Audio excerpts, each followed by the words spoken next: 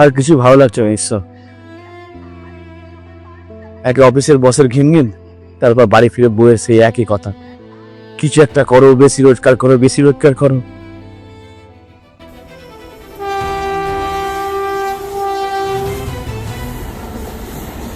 দাঁড়াও বন্ধু, কে তুমি? আমাকে আটকাচ্ছ কেন? আমাকে তোমার বন্ধুও ভাবতে পারো, আবার কোনো সাধারণ মানুষও ভাবতে পারো, কিন্তু তার আগে তুমি আমাকে একটা কথা বলো, কিসের বিষ তোমার মনে এত? কিসের ক্ষোভ তোমার জীবনের প্রতি এত? কি হয়েছে বন্ধু? আমার জীবনে অনেক সমস্যা, তা আমি এত আপনাকে কেন বলতে যাবো বলুন তো? একটা কথা বলো তো বন্ধু, জীবন থেকে সমস্যা ঝেড়ে ফেলতে হয় নাকি সমস্যা থেকে জীবন ঝেড়ে ফেলতে হয়? তুমি তো দেখছি বোকার মতো সমস্যা থেকে নিজের জীবনটাই ঝেড়ে ফেলতে যাচ্ছিলে। তার চেয়ে বড় একটা কাজ করো না, তোমার মনের যা বিষ, তোমার জীবনের যা বিষ, সব তুমি আমার উপর উড়ে দাও, দেখো আমি সব সহ্য করে নেব। আপনাকে সব বিষ উড়ে দেবো মানে? আপনি কেনই বা এত সব বিষ সহ্য করবেন?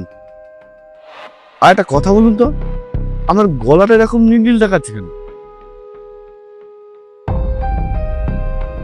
বন্ধু, জগতের সমস্ত বিষ গলায় ধরে রাখাই তো আমার কাজ, তাই আমার সব সহ্য হয়।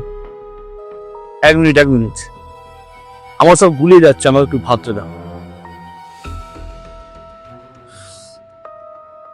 জগতের সব বিষ গলায় ধরে, এদিকে গলা নীল, নীলকণ্ঠ।